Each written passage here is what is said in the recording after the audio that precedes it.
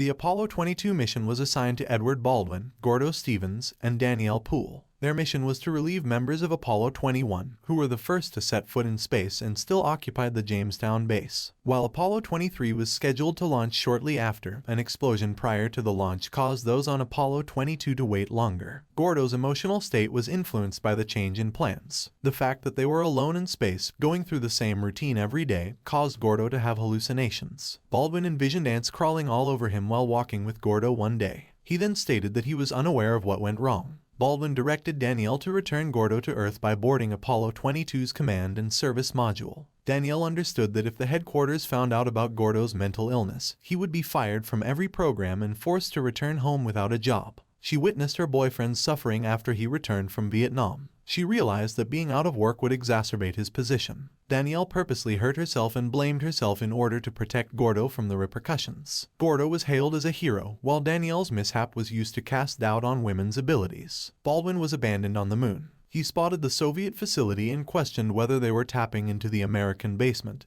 and collecting information about their operations. He installed a camera to keep an eye on the Soviets. Meanwhile, his son, Shane, was involved in an accident at home and was hospitalized. He was later ruled brain dead and couldn't live without breathing. Kate didn't want to give up hope, so she asked the NASA doctor to look into the situation. Kate's heart was absolutely broken when he proclaimed her son half dead. She had concealed the truth from Edward in the hopes that her son would recover, but that did not happen. Everyone agreed with Kate's choice to withhold the truth from Baldwin. The sole word he received was from the Soviets, who expressed their sorrow for his son's death. He thought that was the Soviet technique of getting inside his thoughts. To exact vengeance, he destroyed the Soviet equipment he discovered in Jamestown. However, once their kid was certified dead, Kate informed her husband, which severely devastated Edward. He had always regretted not spending more time with his kids, and learning of his death while he was on the moon exacerbated his grief. Edward broke off all contact with Earth and drank himself to death. Meanwhile, Apollo 24 was preparing to liberate Baldwin and assist him in returning to Earth. Deke Slayton, Ellen Waverly, and Harrison Liu were also on board.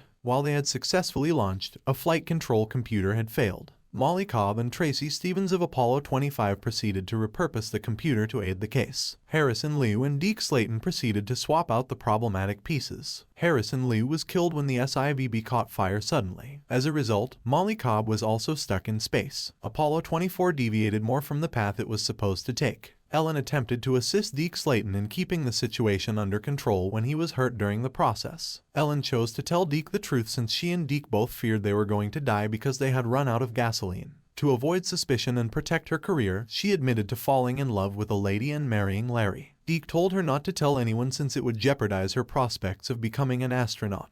He wasn't encouraging, and he knew there were folks out there who would do all they could to harm her career. When Edward Baldwin recognized there was an sauce situation, he phoned the headquarters. He was asked to board the LSAM and supply propellant to Apollo 24. When Baldwin pushed the propellant from his end, Ellen managed to take a hold of it. When she returned, she discovered that Deke had died. Ellen was Apollo 24's sole survivor, and she ordered Baldwin to leave Jamestown and return to Earth. Baldwin wished to remain silent because he was afraid of the grim truth that awaited him. Ellen was now in charge of keeping Jamestown's base secure. When asked to convey a message to Earth, she stated she wanted to express her love for her husband, suggesting that she had pondered what Deke had said and was not willing to sacrifice her career by telling the truth. There are various emotional moments in For All Mankind. Be it the way it handles PTSD, where astronauts were removed from all missions if they displayed any trauma, or the struggle for women's equality. How tough it was for a black woman like Danielle to continuously establish her value, as well as queer women like Ellen, who were questioned about their sexuality. There was a change in policy with the changing government, from Nixon's military base interest to Kennedy's exploration interest. The series manages to encompass them all. Thank you for watching. Please don't forget to comment, subscribe, and give us a like.